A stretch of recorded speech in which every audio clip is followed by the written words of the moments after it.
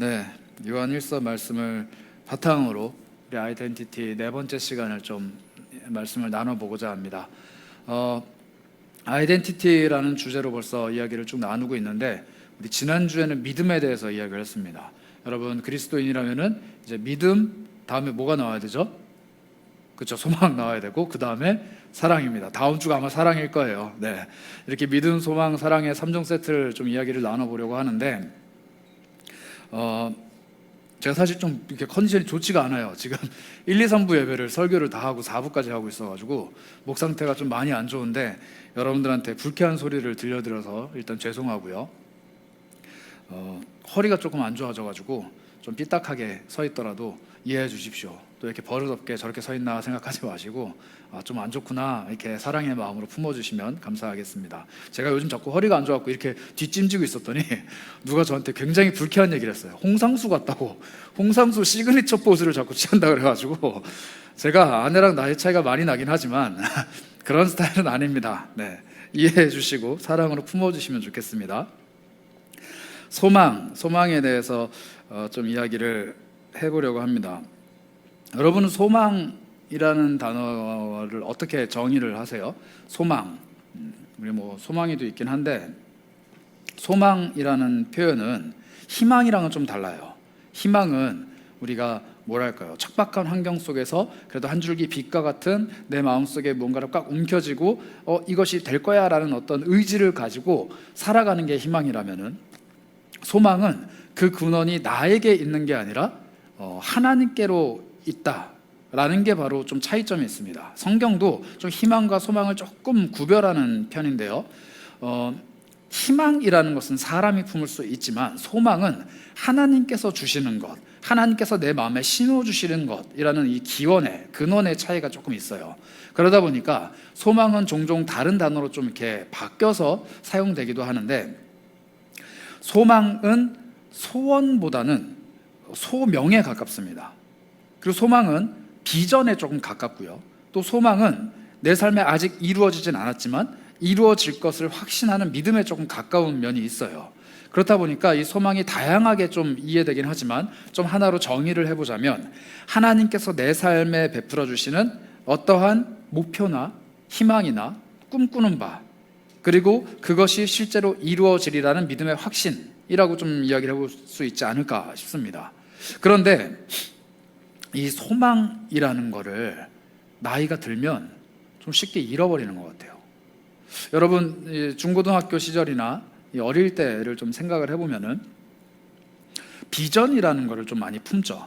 하나님이 내 삶에 이런 비전을 주셨다, 이런 소명을 주셨다, 이런 소망을 주셨다, 나는 이런 꿈과 목표와 이런 어떤 도달하는 골을 향해서 하나님이 주신 마음을 품고 달려가 보겠다 하고 막 이렇게 의지를 막 불태우는 그런 모습들이 많이 있는데, 우리 사실 지난 주간에 샛별마을 연합 캠프를 가는데, 우리 중고등부 아이들 막 찬양하면서 손들고 뛰고 막 하나님께 기쁘게 예배하는 그 모습을 보면서 제가 문득 무슨 생각이 들었냐면은, 야, 니네 청년부 와봐라, 그거 다 사라진다, 이런 마음이 들더라고요. 막 중고등학교 때는 막 애들이 불타오르는데, 청년부 딱 되고 인어풀을 지나서 플로어를 향해 가기 시작하면은 뭔가 염세적이고 현실적이고, 소망보다는 현실을 조금 더 밝히 보는 게 현명하다는 생각이 들곤 합니다.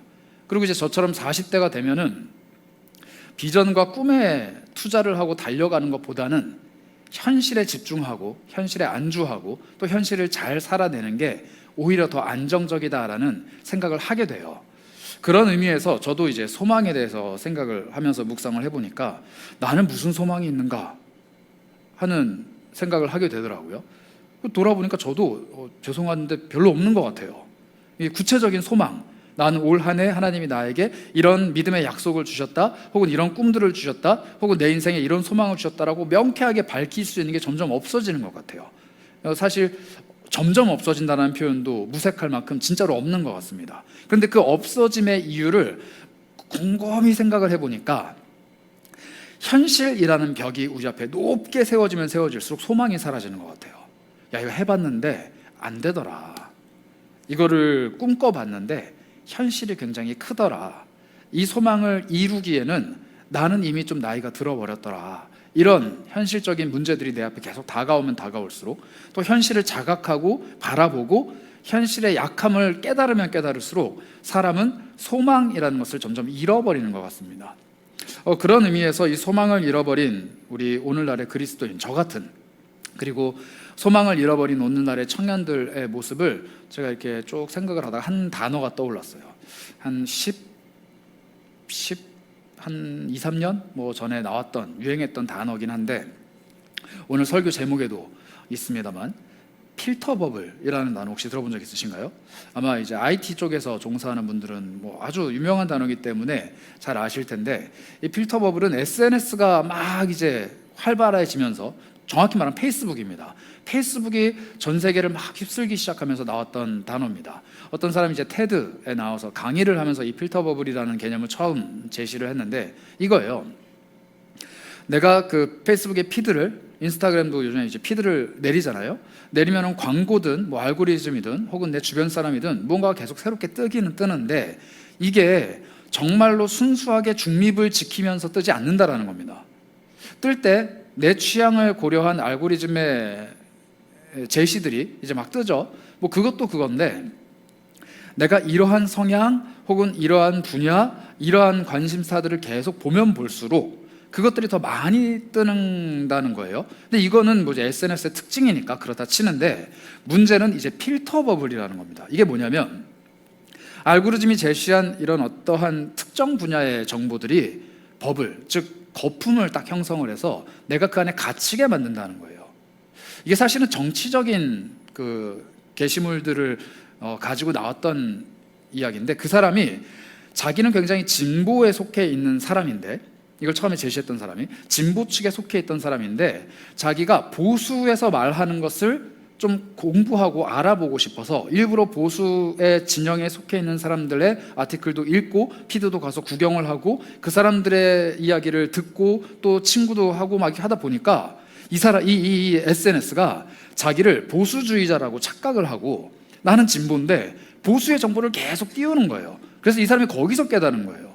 어느 순간 내 피드에 내가 갖고 있는 정치의 색깔, 내가 갖고 있는 정치의 방향이 안 뜨네? 라고 하면서 그것을 생각해 보기 시작하니까 이 필터 버블이라는 개념이 나왔다라는 겁니다. 우리도 마찬가지인 것 같아요. 내가 이쪽 분야 혹은 이쪽의 관심사를 가지고 계속 살아가다 보면은 그것에 해박한 지식을 갖게 되지만, 어느 순간 그 지식이나 그 관심사나 내가 바라보고 있는 그 방향이 상대방 쪽이나 반대편을 좀 보기에는 너무 이쪽으로 치우쳐져 있고, 또 한편으로는 여기서 제시해주는 그런 정보들이 나를 가두고 있는 필터 버블의 현상이 일어나지 않는가 싶어요. 그런데 신앙에도 이러한 현상이 있다라는 거예요. 우리가 세상을 딱 이분법적으로 보게 되면은 하나님과 세상이라는 개념으로 나눌 수 있을 텐데, 우리는 늘 하나님 편에 서서 세상을 바라보아야 하고 하나님 편에 서서 세상을 살아가야 되는데, 생각보다 많은 순간순간 우리는 세상 속에서 살아가다 보니까 이 세상이 주고 있는 정보나 이 세상이 주고 있는 가치관이나 이 세상이 주고 있는 수많은 것들 속에 갇혀서 그에 알맞는 생각을 하면서 살아가게 된다는 거죠. 아까 제가 말씀드렸던 소망을 잃어버린 그리스도인들, 하나님께서 주시는 말씀이나 하나님께서 베풀어 주시는 약속이나 하나님이 심어주시는 소망에 대한 관심사는 점점점 옅어지고, 여기서 오는 그 어떤 정보들이나 인풋들이 점점점 사라지고, 세상이 주는 현실, 세상이 보여주는 내 주변, 또 세상 속에서 가져야 되는 생각, 세상 속에서 취해야 되는 자세가 너무나도 내 마음 중심에 깊이 사로잡혀버린 나머지 여기에 갇혀서 산다는 거예요. 하나님께서 내 삶에 어떠한 생각을 가지고 계시는지는 사실 좀 덜 궁금하고, 세상 사람들이 나를 어떻게 보는가, 나는 또 세상 속에서 어떻게 살아가야 되는가, 이 세상의 관점으로 내 삶을 돌아보게 되는 겁니다. 하나님께서 나의 오늘뿐만 아니라 내일과 모레, 미래에 대해서 어떤 생각을, 어떤 계획을 갖고 계신지에 대해서 알아보는 것은 조금 멀리하고, 어떻게 나는 미래를 꾸려가고 어떻게 나는 내 인생을 만들어 가야 될 것인가, 세상적인 관점으로 계속 나를 돌아보게 된다는 거죠. 그러다가 위로가 필요하면 한 번쯤 하나님의 말씀을 당겨오고, 그러다가 나에게 격려가 필요하면 한 번쯤 하나님의 말씀을 끌어당기고, 그러다가 내 마음속에 불편함이 사로잡혀 있을 때쯤 한 번쯤 하나님께로 잠깐 갔다가 다시 위로와 충족을 얻고 세상 속으로 들어가 버리는 그런 모습이 우리한테 있지 않는가 싶은 겁니다. 그런 의미에서 이 소망을 품은 그리스도인들이라는 주제로 이야기를 나눌 때 내가 어디에 속해 있는지를 좀 살펴볼 필요가 있는 것 같아요. 나는 정말로 세상 속에서 세상의 가치관과 기준과 세상 속에서 내가 갖고 있는 현실적인 상황을 정말 해박하게 밝게 잘 이해하고 잘 꾸리고 좀 소위 말하는 영특하게 혹은 좀 이렇게 야물딱지게 내 인생을 잘 살아가는 편입니까? 아니면 마치 이상주의자처럼 하나님이 베풀어 주시는 소망 혹은 하나님이 베풀어 주시는 어떠한 미래에 대해서 꿈을 꾸며 이것을 붙잡고 이것을 현실로 만들기 위해서 애를 쓰는 사람입니까? 나는 어느 쪽에 조금 더 치우쳐져 있는지를 돌아볼 필요가 있는 것 같아요. 저는 사실 되게 어린 시절에는 이쪽에 가까웠습니다. 하나님이 이것도 하실 거야, 저것도 하실 거야, 하나님이니까 다 할 거야 라는 생각에 사로잡혀서 막 살아갔었는데, 시간이 지나고 현실을 알게 되고 내가 가지고 있는 약점을 더 깊이 보게 되고 내가 속해 있는 상황이나 환경이나 여건이나 내가 살고 있는 이 현실을 더 잘 알게 되니까 점점 이쪽으로 치우쳐지는 것 같아요. 그러다가 중간중간 정신을 차리고 아니야, 하나님께로 가야지, 아니야, 하나님의 소망을 품어야지, 하나님의 생각과 마음을 알아야지 라고 하면서 자꾸 이 돌이키려는 마음이 제 속에 있는 것 같습니다. 여러분들은 좀 어떠신가요? 여러분들은 세상이라는 이 버블 속에 갇혀 있는 사람입니까? 아니면 하나님의 소망을 품고 내 삶을 객관적으로, 아니 사실 객관적이라는 표현보다는 하나님의 시각으로 바라보고 있는 사람입니까? 여기서부터 우리의 소망의 이야기를 시작해야 된다는 거예요. 그런데 이 소망이라는 것을 자꾸 잃어버리게 되는 이유가 있습니다. 그리스도인임에도 불구하고 내가 품고 있었던 이 소망을 자꾸 잃어버리고 세상을 더 선택하고 하나님이 주신 소망보다는 현실을 자꾸 보게 되는 이유가 있어요. 왜냐하면 현실은 매 순간순간 내 눈앞에 펼쳐지잖아요. 근데 소망은 잘 안 보이거든요. 오늘 우리가 읽은 본문도 이렇게 얘기합니다. 2절인데요. 우리가 지금은 하나님의 자녀인데 장래에 어떻게 될지는 아직 나타나지 않았다, 이렇게 얘기합니다. 성경도 그렇게 얘기해요. 지금 우리가 하나님의 자녀로 살아가지만, 우리가 하나님의 자녀로 이 세상 속을 살아가지만 앞으로 우리에게 일어날 일, 물론 이 요한일서는 예수님이 다시 오시게 되는 일에 대해서 이야기하고 있긴 하지만 우리의 삶에 앞으로 나타나게 될 하나님의 일하심, 하나님의 계획, 하나님의 꿈과 비전, 하나님의 소망은 잘 안 보인다는 거예요. 그렇잖아요. 여러분들이 막 기도하면은 하나님이 너에게 내일 이런 일이 일어날 거야, 너의 앞으로는 이렇게 내가 이끌고 갈 거야, 너에게 내가 이런 꿈과 비전을 가지고 있어 라고 말씀하시기보다는 사실은 오늘 하루를 살아가는데 급급한 게 우리 아닙니까? 우리 눈앞에 보여있는 하루를 살아내는데, 오늘 우리에게 주어진 이 하루를 어떻게든 잘 살아가 보자 힘을 쓰는데 온 신경이 곤두서 있는 것이 바로 우리라는 거죠. 그러다 보니까 눈앞에 있는 현실이 더 중요하지 사실은 눈에 보이지 않는 하나님의 소망은 조금 멀어질 수밖에 없다라는 거예요. 그런데 이 소망을 품기 위해서, 그리고 이 소망을 품는 것이 우리들이 살아가는데 정말로 필요한 하나님의 마음이자 하나님의 계획이라는 겁니다.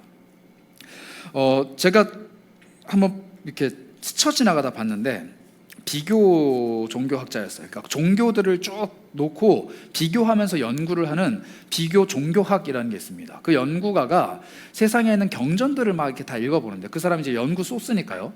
여러 경전들을 다 읽어봤는데, 다는 아니고 메이저 경전들을 이렇게 쭉 읽어봤는데, 힌두교나 이슬람교나 불교나 천주교나 그리고 심지어 기독교까지 대표되는 경전들을 쭉 읽어봤는데 공통적으로 등장하는 단어가 있답니다. 표현이.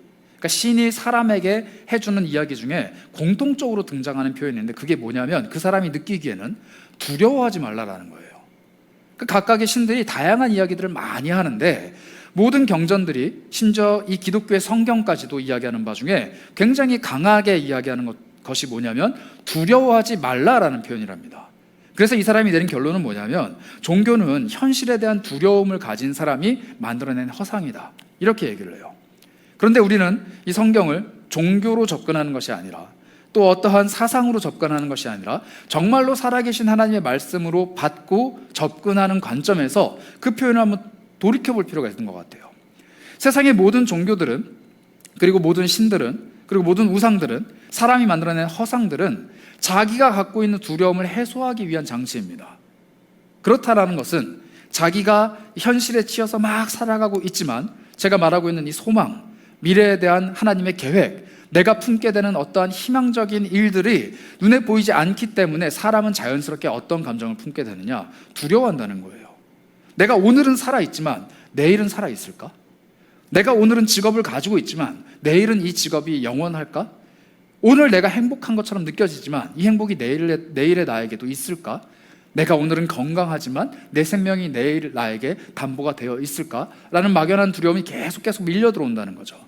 그리고 이것을 해결하기 위해서 사람들이 선택한 방법은 뭡니까? 종교예요.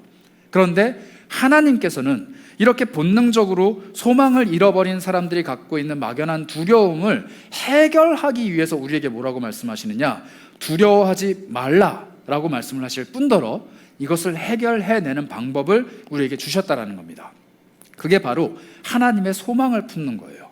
막연하게 신이 말하는 두려워하지 말라라는 이야기로 나의 마음을 위로하고 내 정신을 승리하는 데 이끌고 가는 것이 아니라 정말로 두려워하지 않는 비법, 정말로 하나님의 소망을 품는 비법이 이 성경책 속에 담겨 있다는 겁니다. 오늘 그 이야기를 좀 해볼까 합니다. 요한일서 3장 1절을 보시면요, 이렇게 표현되어 있어요. 보라, 아버지께서 어떠한 사랑을 우리에게 베푸사 하나님의 자녀라 일컬음을 받게 하셨는가? 우리가 그러하도다. 그러므로 세상이 우리를 알지 못함은 그를 알지 못함이라. 다시 한번 읽어볼게요.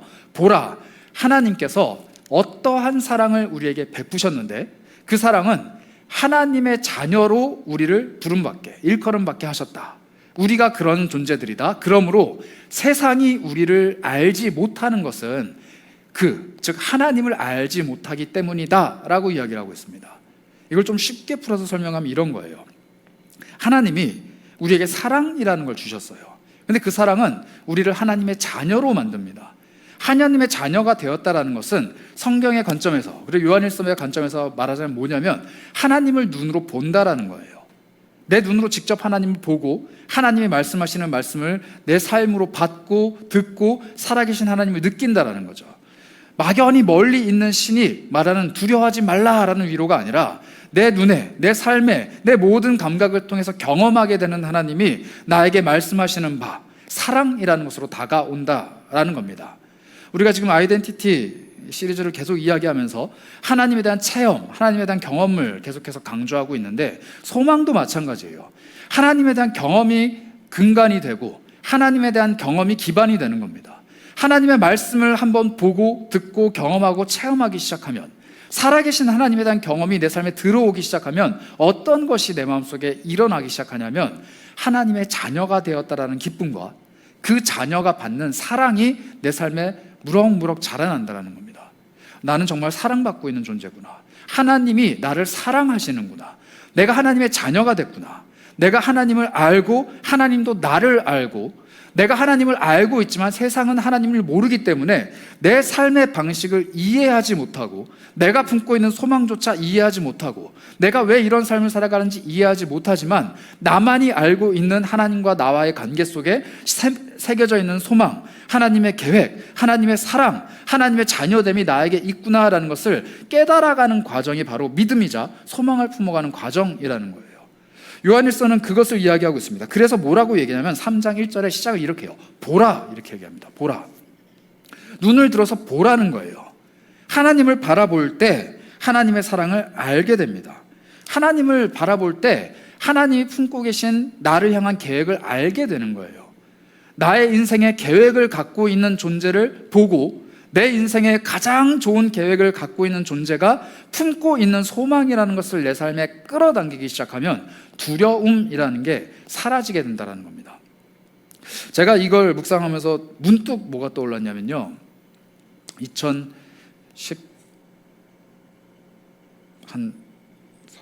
그러니까 뭐 한 7, 8년 됐죠. 제가 처음 이제 차를 끌고 다닐 때 이야기가 있었던 일이 좀 떠올랐습니다. 되게 오래전 일인데, 차를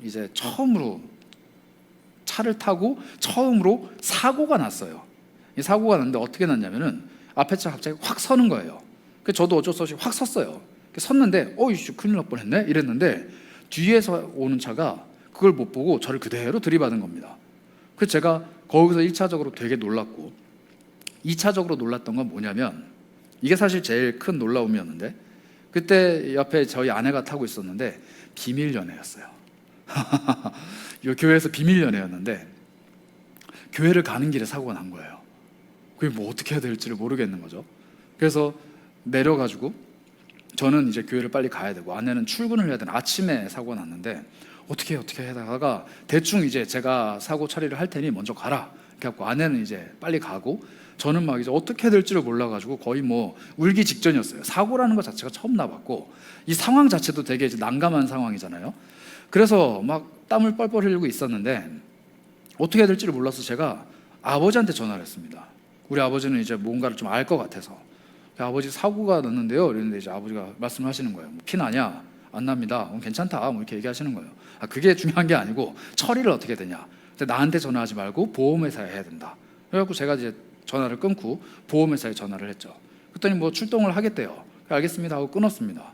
끊고 이제 다시 아버지한테 전화를 했어요. 그때 아버지가 상세하게 가르쳐 주시는 거예요. 보험회사에도 전화하고 뭐 이렇게 하고 저렇게 하고 이렇게 하면 돼 하면서 막 이렇게 아무렇지도 않게 얘기를 해주시다 보니까 제 마음이 확 가라앉았어요. 이 불안했던 마음이 가라앉았습니다. 그리고 나서 전화를 끊고 있는데 앞에 차에 차주 아저씨가 저를 갑자기 부르는 거예요. 와보래요. 그래서 이렇게 갔죠. 근데 저한테 갑자기 귓속말로 뒤에서 사고 낸 사람이 음주운전 같아요 이러는 거예요. 딱 보니까 진짜 음주운전 같아요. 냄새도 좀 나고 얼굴도 좀 이상하고. 그래서 경찰에 신고를 해야 된다는 거예요. 이 아저씨가. 사고 나면 경찰에 신고해야 돼요. 음주는 신고를 해야 된대요. 경찰에 또 제가 신고를 했습니다. 해가지고 경찰 아저씨가 막 오는 거예요. 뒤에 있었던 사람은 이제 막 얼굴색이 이제 변하는 거죠. 큰일 났다 이렇게. 경찰이 와서 사고 접수를 하고 음주 측정도 하고 막 이렇게 하는 거예요.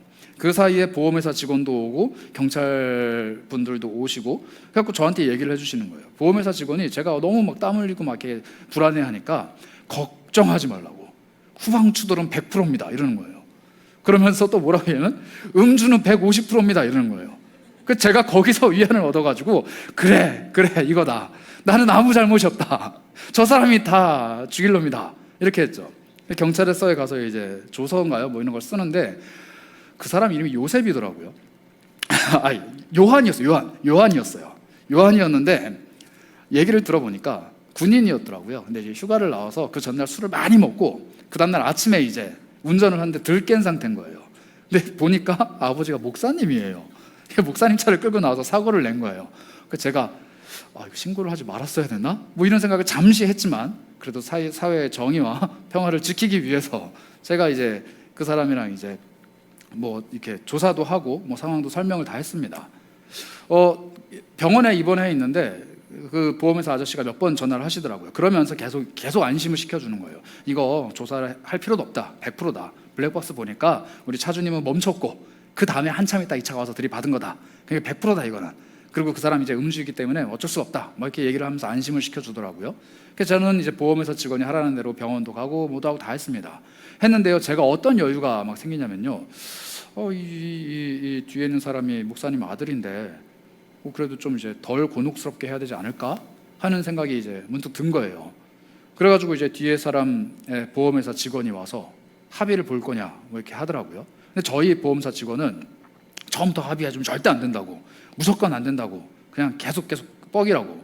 근데 저는 이제 또 그러면은 또 곤혹스러울 테니까 뭐 별거 아닌데 그냥 대충 잘 해주시죠 그냥 이렇게 하고 보냈어요. 그때 지금 진짜 대충 해주시더라고요. 그냥 정말 보상해줘야 되는 가장 기본적인 것만 보상해주고 끝났습니다.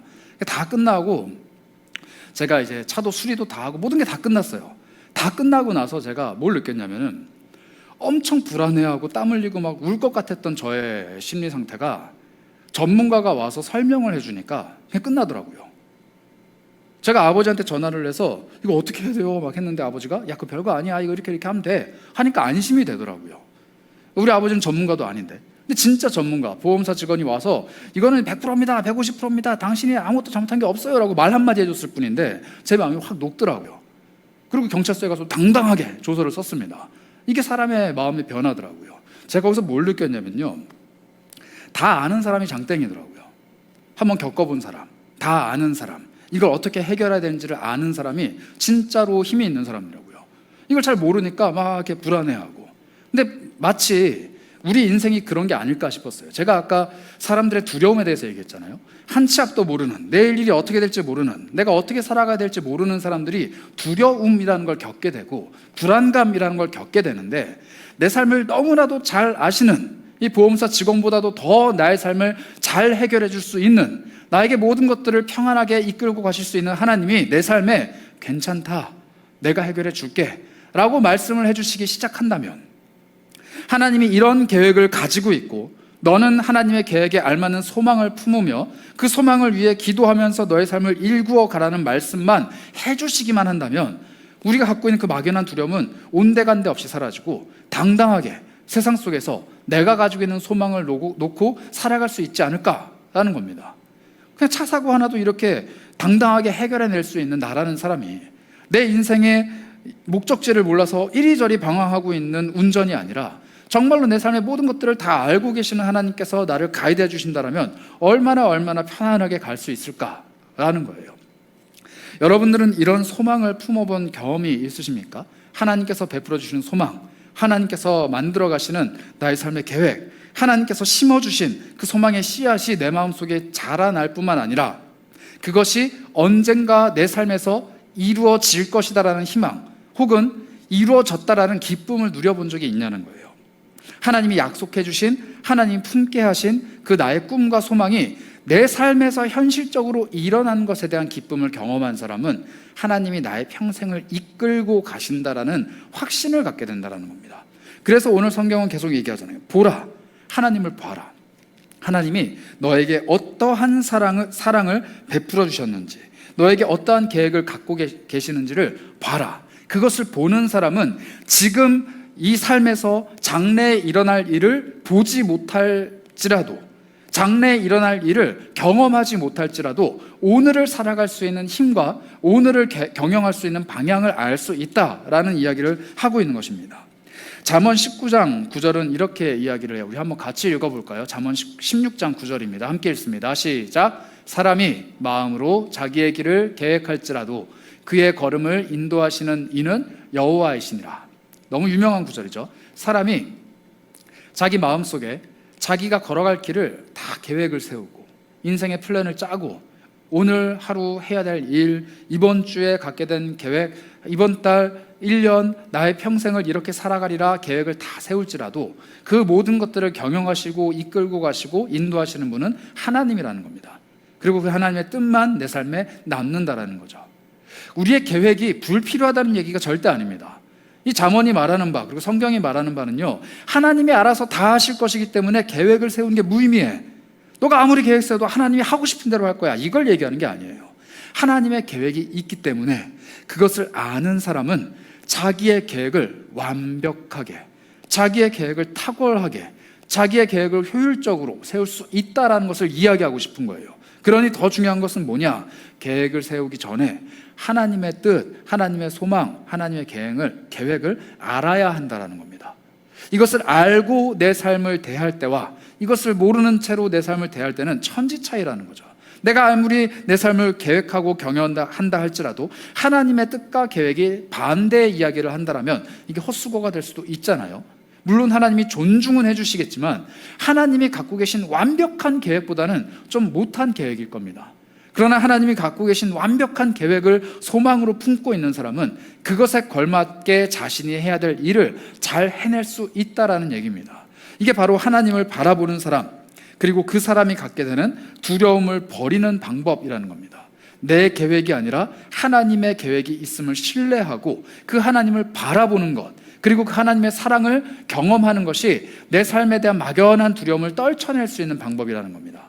그렇다면 두 번째로 생각할 게 있어요.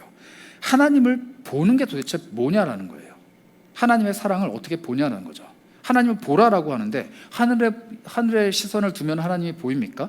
성경을 막 열심히 읽으면 성경 글자 속에서 하나님의 얼굴이 막 떠오릅니까? 이러지는 않는다는 거죠. 하나님의 사랑을 어떻게 볼 수 있는가? 요한일서 4장 9절은 우리에게 이렇게 이야기합니다. 하나님의 사랑이 우리에게 이렇게 나타난 바 되었으니 하나님이 자기의 독생자를 세상에 보내심은 그로 말미암아 우리를 살리려 하심이라. 한 번 더 읽겠습니다. 하나님의 사랑이 우리에게 이렇게 나타났다라고 얘기합니다. 눈에 보였다라는 거예요. 하나님의 사랑을 보라고 했잖아요. 근데 어떻게 눈에 보이냐면 하나님이 자기의 독생자를 세상에 보내신 것, 그것을 통해서 하나님의 사랑이 우리에게 나타났고 우리를 자녀 삼아 주신 하나님의 사랑이 우리 눈에 보였다라는 겁니다. 다시 말하면 이 땅에 오신 예수 그리스도를 보는 것이 바로 하나님의 사랑을 보는 것이라고 이야기하는 겁니다. 이 땅에 오신 예수 그리스도를 바라보는 것은 하나님의 사랑 그 자체를 보는 거예요. 이 땅에 오신 예수 그리스도를 눈으로 목격하는 것은 하나님의 사랑을 눈으로 목격하는 겁니다.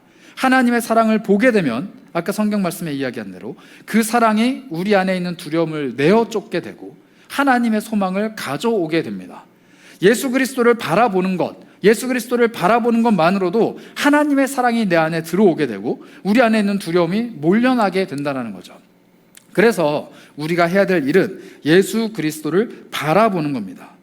예수 그리스도를 깊이 바라보고 그분이 어떠한 삶을 사셨는가, 또 그분이 어떠한 말씀을 하셨는가, 그분이 어떤 생각을 갖고 계신가, 그리고 그분이 어떻게 내 삶을 대하시는가를 바라보게 되면은 그 바라봄을 통해서 내가 오히려 나의 삶을 제대로 바라볼 수 있는 힘이 생긴다라는 거예요. 그래서 저는 이 예수를 바라보는 이 과정을 이 단어로 좀 표현해 보고 싶습니다. 오늘 설교 제목의 두 번째 토픽인데요, 디깅이라는 거예요. 혹시 디깅이라는 단어가 뭔지 아시는 분 계신가요? 저도 이거 안 지 얼마 안 된 단어인데, 원래 이제 땅을 파다예요. 굴착하고 이렇게 뭐라고 해야 될까요? 땅에 있는 금속을 캐내고 하는 그런 파다라는 뜻인데, 이게 이제 음악을 하는 DJ들의 용어라고 합니다.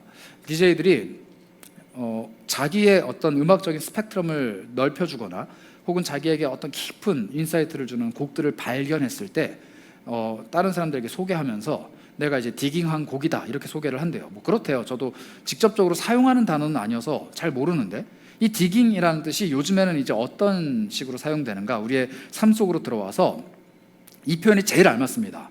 덕질. 네. 이 디깅이라는 것은 계속 파는 거예요. 한 우물만 계속 파는 거죠. 이건 아까 말했던 이 필터 버블이랑 좀 달라요. 필터 버블은 내가 원하든 원치 않든 나도 모르게 한 가지 정보로, 한 가지 방향으로 내가 갖고 있는 세계가 편향되는 게 필터 버블이라면, 이 디깅은 내가 의도적으로 한 방향을 파는 거예요. 그래서 예수를 깊이 디깅, 즉 예수를 깊이 파고 예수에게 빠져들어서 예수를 덕질하는 사람이 바로 예수를 보는 사람이라는 겁니다. 여러분들은 예수님을 얼마나 이렇게 추종하고 계신가요? 예수님을 얼마나 찾고 계세요? 예수님을 얼마나 바라보고 계십니까? 저는 개인적으로 성향이 조금 이 덕후 기질이 좀 있어요. 그래서 음악이나 영화나 이런 것들을 이제 보면은 재미가 없으면 그냥 넘어가는데, 정말 재밌거나 이렇게 깊이 인상을 받은 음악이나 영화나 가수나 이런 것들을 보게 되면 그에 관한 전반을 다 봅니다. 제가 제일 좋아하는 게 뭐냐면 나무위키예요. 이제 그 사람 치면은 나무위키에는 썰이든 뭐든 그 사람에 대한 모든 게 다 뜨잖아요. 그러면 이제 연관 링크도 다 뜨잖아요. 그럼 그것도 막 다 눌러봐요.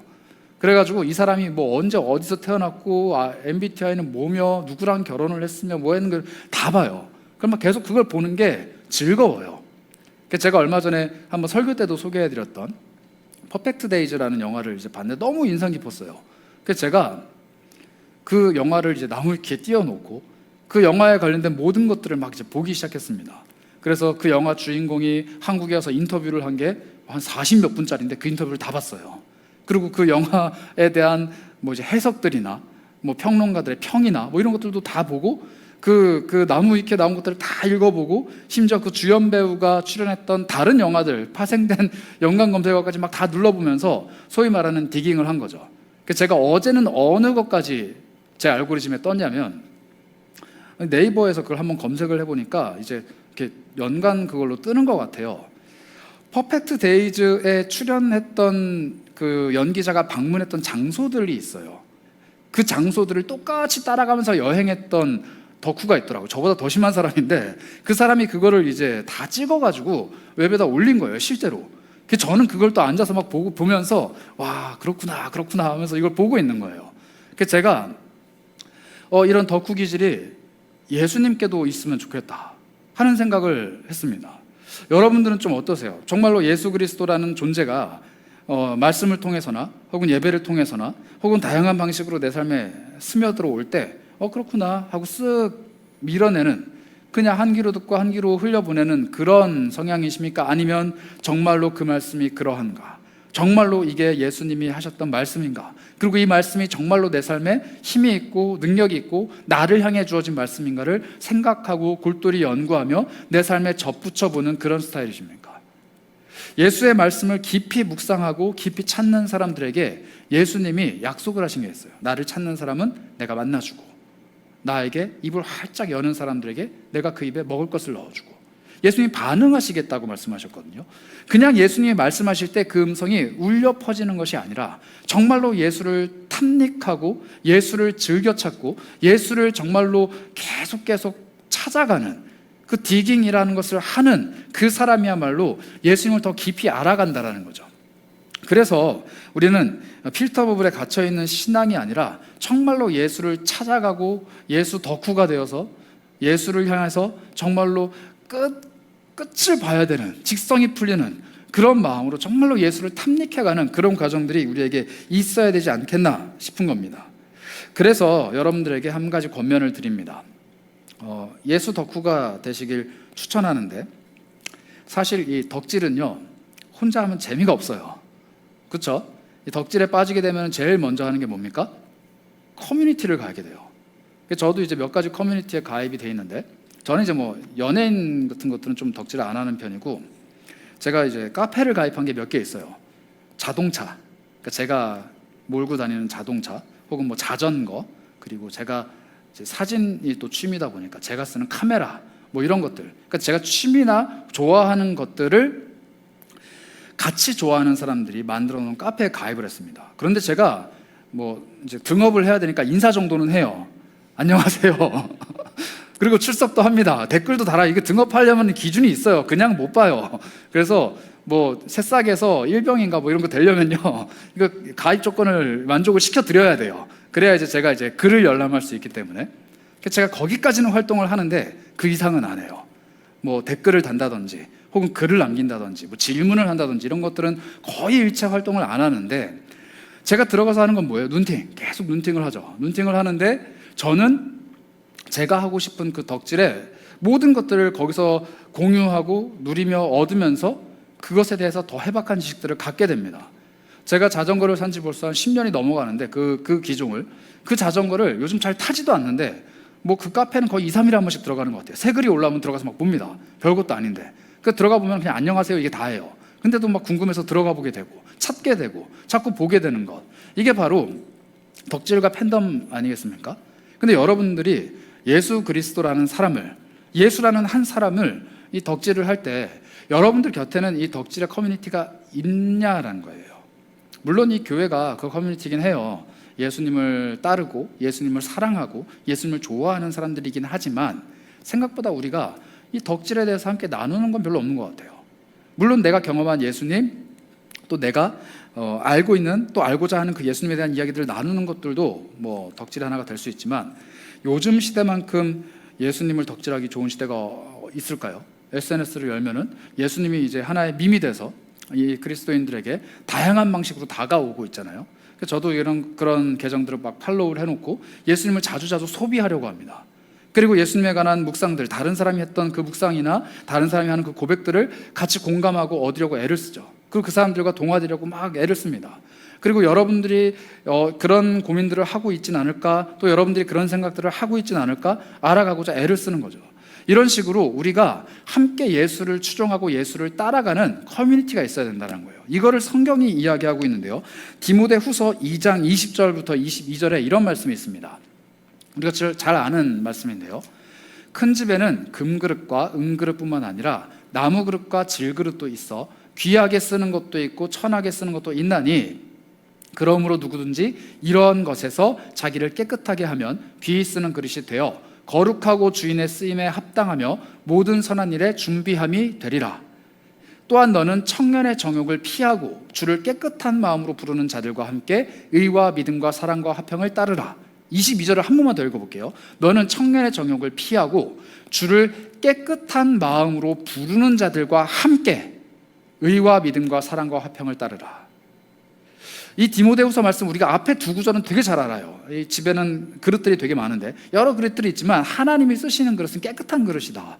그래서 우리가 깨끗한 마음, 깨끗한 삶을 준비해야 된다라는 이야기들을 많이 합니다. 오늘 우리가 읽은 본문에도 그런 이야기가 나와요. 3장 3절에 이런 이야기가 나오는데 주를 향하여 이 소망을 가진 자마다 그의 깨끗하심과 같이 자기를 깨끗하게 하느니라.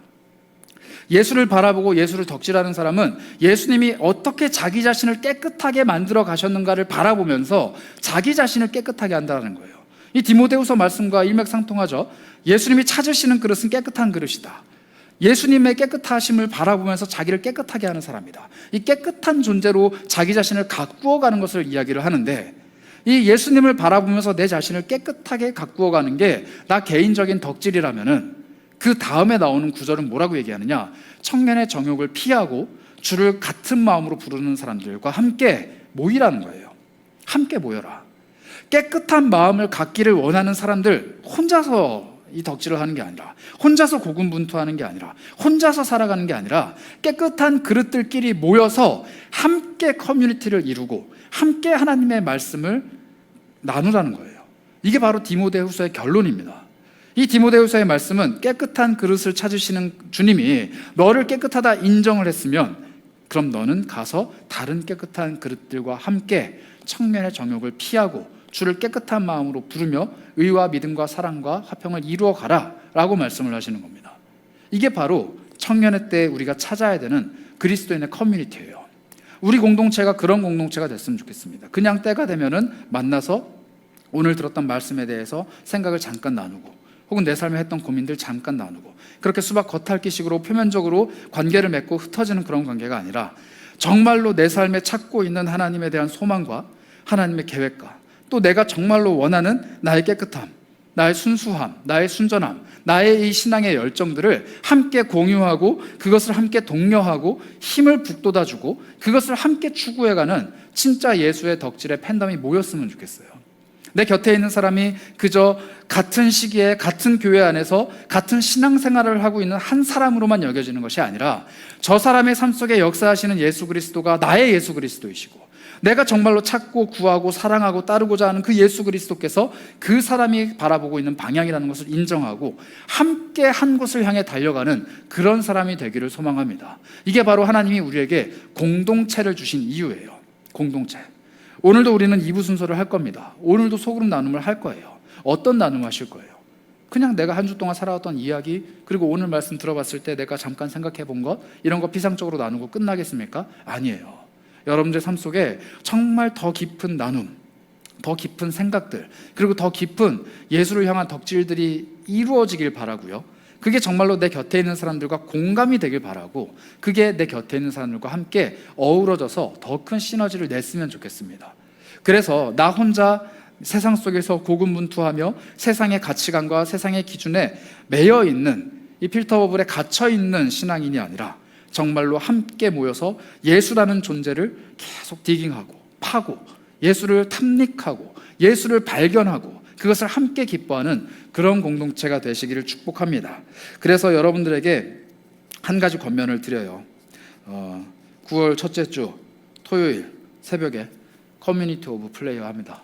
기도하는 시간인데 제가 말씀드린 이 깊은 친밀한 농밀한 내면의 공동체의 나눔을 그 시간에 한번 해보려고 준비하고 있습니다. 그냥 기도하는 시간 아니고요, 그냥 토론회 끝나고 모여서 아침 식사 나누면서 기도하는 그런 시간이 아니고 정말로 하나님을 찾고 구하는 사람들이 말씀 안에서 자신의 삶을 조금 더 깊이 있게 나누는, 쉐어하는 그런 시간이 됐으면 좋겠다 하는 마음으로 준비하고 있어요. 혹시라도 사모하는 분들이 있다면 동참해 주시기를 부탁드립니다. 함께 하셨으면 좋겠어요. 그리고 그 순간들뿐만 아니라 우리 삶에 하나님께서 베풀어 주시는 수많은 교제의 순간들, 내 곁에 있는 그리스도인들과 나눌 수 있는 이 대화의 순간순간들을 소중하게 여기고 그 사람의 삶 속에 스며들어 있는 하나님을 발견하며 또 내 삶에 찾아오신 하나님을 나눌 수 있는 그런 믿음의 사람들이 되시길 축복합니다. 오늘 소그룹 나눔 속에서 여러분들 안에 조금 더 깊이 있는 나눔들이 되시기를 정말 축복합니다. 그래서 오늘 그런 마음을 담아서 한번 기도를 할까요? 그런 기도했으면 좋겠는데요. 하나님, 나는 정말 하나님이 베풀어 주시는 소망을 갖고 있는 사람입니까? 아니면 현실이라는 세계 속에 갇혀 있는 사람입니까? 나는 현실을 뛰어넘고 나를 향한 계획과 꿈과 비전을 베풀어 주시는 하나님의 소망을 품고 그 현실 속에서도 그리스도를 향해 달려가고 있는 사람입니까? 아니면 현실 속에 갇혀서 허우적거리고 있는 사람입니까? 우리 내면을 좀 돌아보면서 기도하셨으면 좋겠어요. 하나님, 나는 정말 이 현실이 주고 있는, 내가 가지고 있는 이 세상이 말하고 있는, 내가 눈으로 보이고 있는 것이 전부라 믿고 있는 이 현실 속에서 갇혀서 한 발자국도 바깥으로 못 나가고 있는 그런 사람입니까? 아니면 현실을 뛰어넘는 하나님의 꿈과 계획과 비전과 이상과 소망을 꿈꾸며 그것이 나의 현실이 되도록 기도하면서 달려가고 있는 사람입니까? 하나님, 나는 후자, 하나님의 소망을 품는 사람이 되고 싶습니다. 하나님이 베풀어 주신 소망을 붙잡는 사람이 되고 싶습니다. 나는 하나님께서 베풀어 주시는 계획을 알고 싶습니다. 나는 하나님께서 내 삶에 갖고 계신 원대한 꿈을 보고 싶습니다. 하나님, 현실 속에서 내 눈을 들어 주님을 바라보게 해주십시오. 현실 속에서 내 눈을 들어 주님을 보게 해주십시오. 우리 이런 기도를 하나님께 잠시 올려드리도록 하겠습니다. 함께 기도하겠습니다. 하나님, 이 현실을 극복하고 이겨내고 하나님을 찾고 구하고 하나님을 발견해가는 놀라운 시간 될 수 있도록 인도하시옵소서. 하나님, 내 삶에 갇혀 지내는 것이 아니라, 이 현실 속에 갇혀 지내는 것이 아니라 정말로 이 너머에 있는 예수 그리스도를 발견해내고 바라보고 꿈꾸며 소망하는 사람 되기 원합니다. 그 모든 것들을 위해 예수 그리스도를 더욱더 깊이 탐닉하고 바라보기 원합니다. 예수 그리스도를 알아가기 원합니다. 예수 그리스도를 바라보기 원합니다. 그를 배워가며 그를 생각하며 그를 마음속에 새겨가기 원합니다. 하나님, 나에게 그러한 은혜를 베풀어 주시옵소서. 우리 모두에게 그러한 은혜를 부어 주시옵소서. 우리 한 번 더 기도할까요? 우리 삶 속에 소망을 품는 방법으로 성경은 예수를 바라보고 예수를 배우고 그를 통해 하나님의 사랑을 경험하라라고 말씀하십니다. 예수를 바라보는 것은 예수 그리스도가 어떠한 분이신지를 계속 꿈꾸며 묵상하며 그를 내 삶에 가까이 초대하는 것입니다. 그래서 한번 기도하셨으면 좋겠어요. 하나님, 멀리 떨어져 있는 예수 그리스도가 아니라, 내 삶에 동떨어져 있는 예수 그리스도가 아니라 내 삶에 친밀하게 임하시고 가까이 다가오셔서 내 삶에 손을 내밀어 주시는, 내 삶에 말씀해 주시는, 내 삶을 함께 걸어가 주시는 그런 살아있는 예수 그리스도를 경험하고 싶습니다. 내가 예수를 향해 예배할 때마다, 예수를 내 삶에 초청할 때마다, 예수 그리스도를 탐구하며 탐닉하며 그분을 향해서 내 사랑을 표현할 때마다 예수 그리스도께서 내 삶에 다가와 주시고 말씀해 주시고 그분이 가지고 계신 꿈과 놀라운 계획들을 내 삶에 펼쳐 보여주시길 소망합니다. 살아있는 예수를 경험하는 우리 모두가 되게 하여 주옵소서. 우리 이런 마음으로 다시 한번 기도하도록 하겠습니다. 하나님, 채워주시길 소망합니다. 그 예수를 향한 갈망과 은혜와 예수를 향한 탐닉이 우리 안에 있었으면 좋겠습니다. 하나님, 부어주시옵소서. 하나님, 부어주시옵소서. 예수를 향한 그 갈망이 우리 안에 있기를 원합니다. 예수님을 바라만 보아도 행복하며 예수님을 바라만 보아도 기쁨이 넘치며 그 예수님을 알아가는 즐거움이 우리 안에 있을 수 있도록 도와주시고 더욱더 깊이 예수를 탐구하며 예수님께 가까이 다가가는 우리 모두가 될 수 있도록 인도하여 주셔서 날마다 예수를 더욱더 깊이 묵상할 수 있도록 도와주시고 예수를 사랑할 수 있도록 도와주시고 예수님을 우리의 삶으로 초청하며 그 예수님의 살아계심이 드러나는 우리의 삶이 될 수 있도록 인도하여 주셔서 살아계신 예수 그리스도의 모든 손길들이 우리 삶 가운데 나타나고 드러나길 소망합니다. 살아계신 주님을 우리에게 보여주시옵소서. 하나님, 우리가 현실에 또 내가 살아가고 있는 삶에 이리저리 치이다 보니 눈에 잘 보이지 않는 하나님의 소망, 또 눈에 잘 보이지 않는 예수 그리스도라는 존재를 너무 쉽게 멀리하는 것 같습니다. 때로는 내 삶이 그어놓은 내 삶의 한계를 전혀 뛰어넘지 못하고 그 안에 머물고 그 안에 갇혀서 정말로 세상이 주는 방식대로 내 삶을 꾸려가고 생각하고 내 삶을 대하고 있는 것은 아닌지 돌아보게 됩니다. 하나님, 그래도 간구합니다.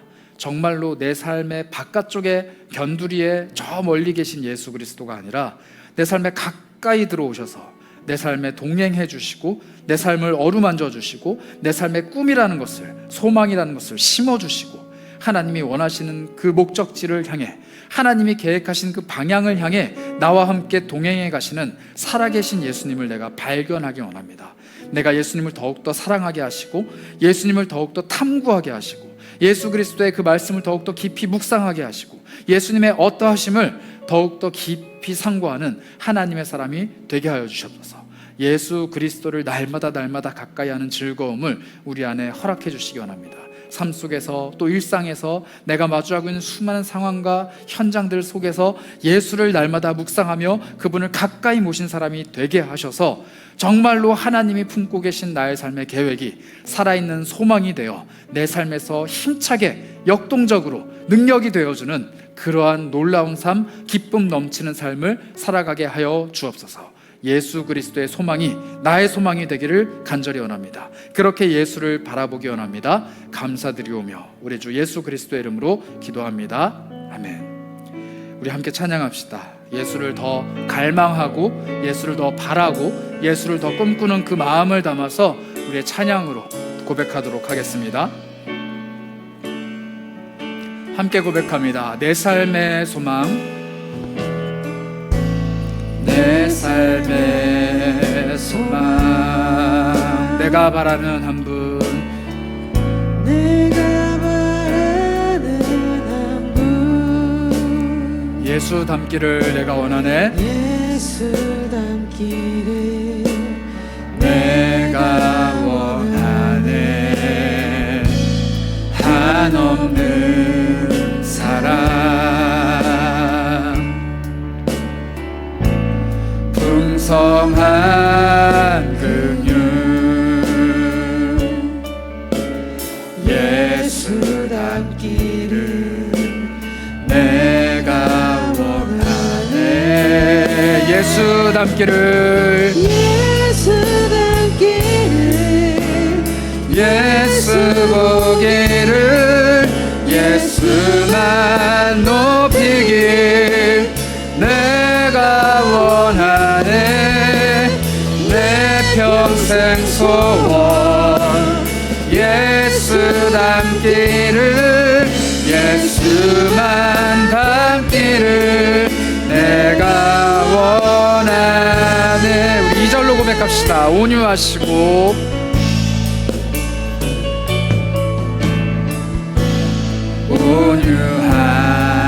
온유하시고 겸손하신 성품, 겸손하신 성품, 예수 닮기를 내가 원하네. 자비하시고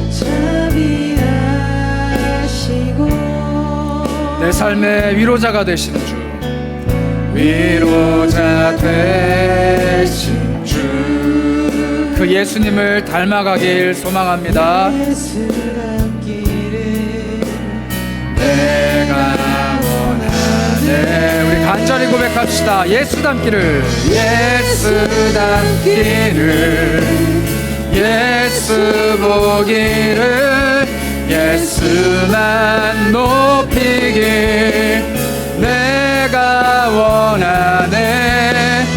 내 평생 소원, 예수 닮기를, 예수만 닮기를 내가, 다시 한번 고백합시다. 예수 닮기를 내가 원합니다. 예수 닮기를, 예수 보기를, 예수만 높이길 내가 원하네.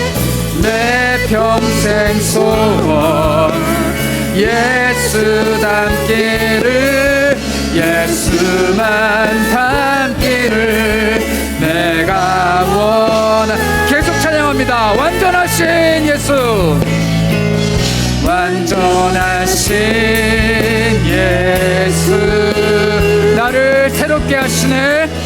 새롭게 하시네. 연약한 내 영혼, 연약한 내 영혼 온전하게 돼. 다시 한번 고백합시다. 완전하신 예수, 완전하신 예수, 새롭게 하시네. 연약한 나의 영혼을, 연약한 내 영혼 온전하게 만드시는 예수 그리스도를 닮아가기 원합니다. 그리 고백합시다. 예수 닮기를 내가 원합니다. 예수 닮기를, 예수 보기를, 예수만 높이길 내가 원하네. 내 평생 소원, 예수 닮기를, 예수만 닮기를 내가. 다시 한번 고백합시다. 예수 닮기를 내가 원합니다. 예수 닮기를, 예수 보기를, 예수만 높이길 내가 원하네. 내 평생 소원이, 평생 소원, 예수 닮기를, 예수만 닮기를 내가 원하네. 여러분, 우리의 찬양의 고백이 우리의 진정한 영혼의 고백되길 원합니다. 내가 잘 모르는 예수 그리스도, 그러나 정말로 예수를 닮기 원하고 예수를 알아가기를 원하는 그 사람을 예수님께서는 멀리하지 않으십니다. 내가 예수를 잘 모릅니다. 나는 예수를 경험한 적도 없습니다. 나는 하나님에 대한 체험이 약합니다. 그럴수록 예수님은 여러분들 곁을 찾아가시기를 더 원하십니다. 그러니 믿음으로 담대하게 말씀하셨으면 좋겠습니다. 담대하게 기도하셨으면 좋겠어요. 예수님, 내가 당신을 닮아가고 싶습니다. 연약한 내 영혼을 온전하게 만드시고 나를 회복시키시고 나를 자유하게 하시고 나를 깨끗하게 하시고 나를 사랑받는 자녀로 만드시고 무엇보다 내 삶에 소망을 심어주실 수 있는 그 예수 그리스도를 닮아가기 원합니다. 다른 그 누구가 아닌 예수 그리스도를 닮아가는 삶을 살기 원합니다. 내가 예수를 더욱더 깊이 알아가고 예수를 체험하고 예수를 알아가는 삶을 살 수 있도록 내 곁에 오셔서 말씀하시고 어루만져 주시고 내 영혼에 살아계신 예수 그리스도의 능력을 보여주시옵소서. 이렇게 예수 그리스도를 갈망하는 마음으로 함께 기도하도록 하겠습니다. 기도하겠습니다. 예수를 찾습니다. 예수를 구합니다. 예수를 갈망합니다. 예수님을 온전히 초청합니다. 내 삶에 찾아오실, 내 삶을 어루만져 주실, 내 삶에 역사하실 예수 그리스도를 갈망합니다. 주님, 내 삶에 다가와 주셔서 내 삶에 예수 그리스도의 살아계심을 나타내 보여주셔서 나를 온전케 하시는 예수 그리스도, 나를 새롭게 하시는 그 예수 그리스도, 나를 회복케 하시고 나를 자유롭게 하시고 나를 깨끗하게 만들어 주실 예수 그리스도를 내가 갈망합니다. 오직 내 인생의 유일한 해답자 되신 예수 그리스도를 바라보기 원합니다. 주여, 내 삶에 다가와 주셨소서. 내 삶을 찾아와 주셨소서. 나는 아무런 체험을 하지 못하였고 나는 예수 그리스도를 바라본 적도 없으며 나는 예수를 알지 못하는 분이 아니라 할지라도 그런 사람일수록 더욱더 예수께서 갈망하시며 찾으시며 더 가까이 다가가신다는 그 사실을 잊지 않기를 소망합니다. 잃어버린 한 영혼을 찾아 오늘도 헤매시는 예수 그리스도를 우리가 믿음으로 신뢰하게 하여 주시고 그 예수 그리스도의 목소리를 듣고 청종하며 그분께 가까이 다가가는 내가 되길 소망합니다. 하나님, 연약한 내 영혼을 돌봐 주시옵소서. 쓰러져 있고 좌절해 있고 낙심해 있는 내 영혼을 되돌아보게 하여 주시옵소서. 내 영혼 예수 그리스도로 인하여서 소망을 품게 하여 주시고 내 영혼 잃어버린 소망을 다시 한번 브릿듯이 일어나게 하여 주시고 내 영혼 소망으로 성령으로 충만케 하여 주셔서 정말로 예수의 소망을 품고 살아가는 사람 되게 하여 주옵소서. 어느 순간 신앙의 야성을 잃어버린 자가 되지 않았습니까? 어느 순간 신앙의 열정을 잃어버린 자가 되지 않았습니까? 주여 불쌍히 여기사 다시 한번 회복시켜 주시고 주님을 바라보는 은혜를 베풀어 주옵소서. 우리 마지막으로 이렇게 기도했으면 합니다. 우리 어느 순간 신앙의 소망을 잃어버리진 않았는가? 예수를 향한 꿈을 잃어버리진 않았는가? 신앙의 열정을 꺼트려 버리진 않았는가? 돌아보게 됩니다. 예수 그리스도를 더 깊이 알고 그분을 사랑하고 그분을 내 삶에 모심으로써 우리의 신앙의 소망이 회복되기 원합니다. 내가 다시 한번 주 앞에서 뜨겁게 불타오르기 원합니다. 내가 예수를 향해 달려가는 사람이 되기 원합니다. 내가 정말로 예수를 꿈꾸고 예수를 내 마음의 소망으로 삼고 예수로 인하여서 내 삶의 변화를 일으키는 하나님의 사람이 되기 원합니다. 그렇게 신앙이 살아있고 예수를 향한 뜨거운 열정이 살아있는 내가 될 수 있도록, 우리 공동체가 될 수 있도록, 우리 교회가 될 수 있도록 하나님 앞에 간절히 구하며 기도하며 나아가도록 하겠습니다. 함께 기도하겠습니다.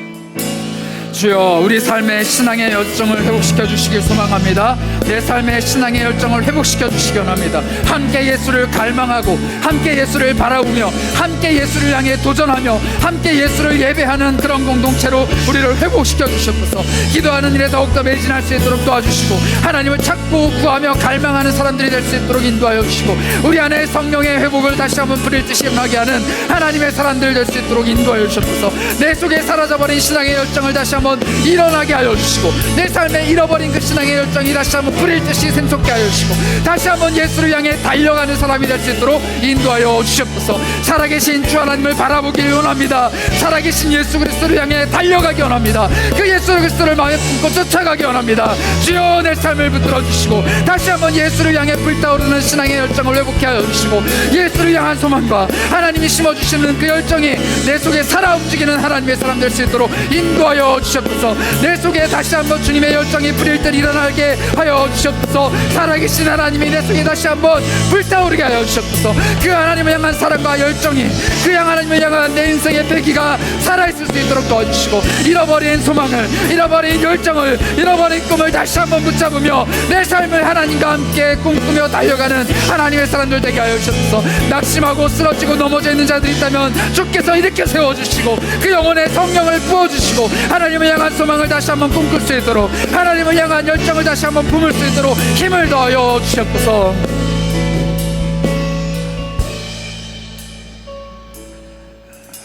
하나님, 언젠가부터 우리가 신앙의 열정을 또 소망을 잃어버린 채로 살아가진 않았는가 돌아보게 됩니다.